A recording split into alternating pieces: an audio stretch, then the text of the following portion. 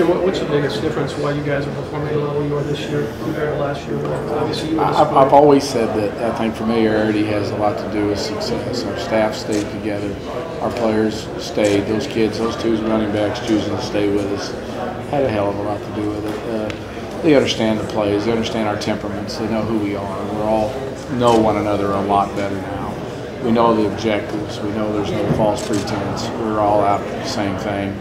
And I think that we've influxed a few other players into our starting lineup that have helped us get to where we're at. But at the end of the day, we believe in what we're doing and we're playing super hard. Are we the most talented offense out there in the history of the world? I would argue probably not.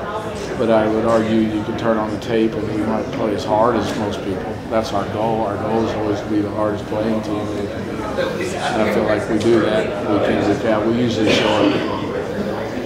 Which is what we want to do. So when Jacob gets hurt and Rob goes in, it wasn't a case of an entire offseason of planning goes out the window? No, we kind of mainstreamed all those kids. When we go, that we put a system of play in, and obviously if one was playing, you'd lead a little bit one way, and the other one's playing, you'd lead a bit the other way. But Jacob and Jake both have a good understanding of what we need to do, so we weren't really having to tilt the scale heavily one way or the other to accommodate one skills over the other. They're both drop back guys that like to play football, so that helped. Jim, at the same time, having Jake as opposed to Jacob concentrate the offense in any way, did it make you maybe become more of one thing than you would have been otherwise? I don't feel that way, but you just go. You know, when the season starts and you play this game, you play this game, you play this game, you have very little time for reflection.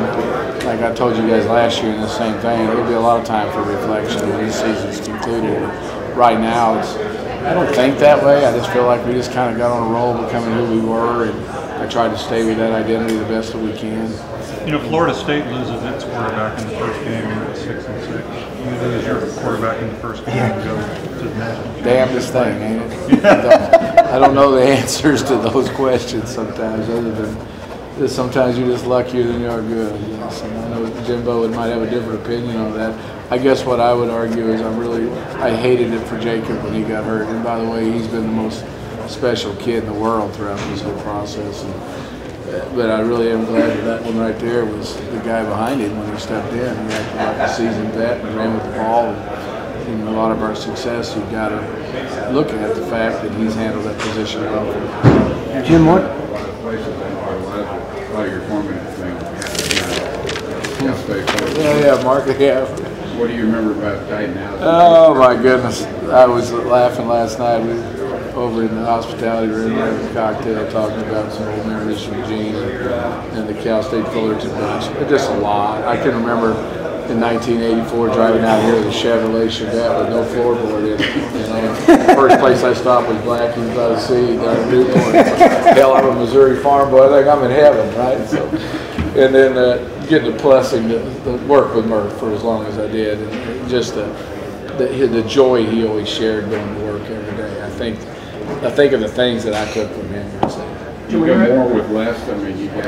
Oh God, we never had anything. So anything you got, you earned, and I think those are things I learned on the farm that were reinforced in Fullerton. So a lot of good memories down there, the old flooring spills in Fullerton. When you're out and about in Athens area, pumping gas or stopping for coffee or something, that you get people come up to you and say, "Hey, how good job this year," and how different is it versus last year? Yeah, you do.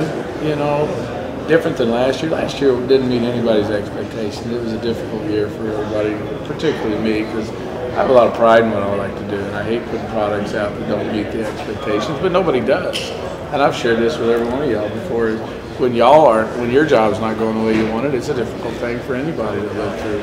So what do you got? You got choices then. You pull up your sleeves and you get your ass back to work and you do the best that you can. And I was lucky enough that the pieces that I had to go to work with, all this kind of fell into a beautiful puzzle this year, and it's been a pleasure to be a part of it. I'm tickled to death of it. How did the offensive line? They just play so they play so hard.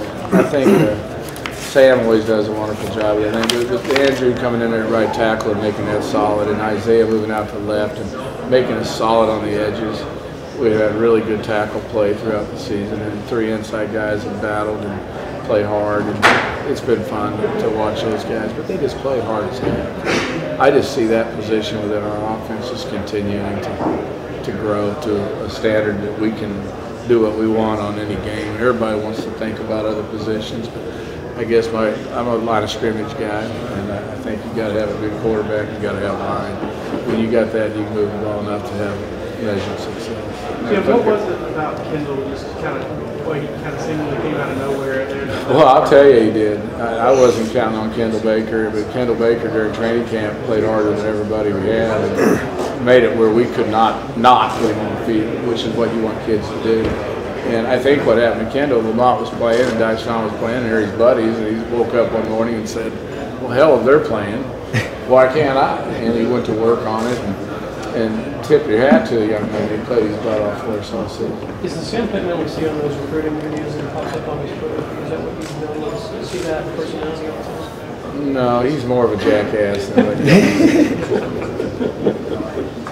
No, he's a good friend and a good man. Everything you see it. We've got a pretty transparent staff. We're pretty authentic. Just what you see is what you get with us. We don't tend to be something we're not. And a lot of y'all know me for a lot of years. Just kind of the way we are. Jim, why did the transition to Jake become pretty seamless? It seems to be with the players. Last one here, guys. Well, I think he's such a humble young man, and his appreciation for the role that he stepped into, and he had a great appreciation of the struggles that Jacob was going through, and the team could feel that and sense that. And just humility, I would say, has much to do with anything. But he's a talented young man, and after a while, the kids started, hey, we're all right. Yeah. You know, I think when we went out and we beat Notre Dame up there, it was a tight ball game. I called a real conservative day that day. People asked that game, his first start up there, I was probably a little more conservative than I probably should have been. But it worked, and we won. But after we left that place, I think there was a feeling that, all right, you know, we got a chance to play with about anybody right now. So it was fun.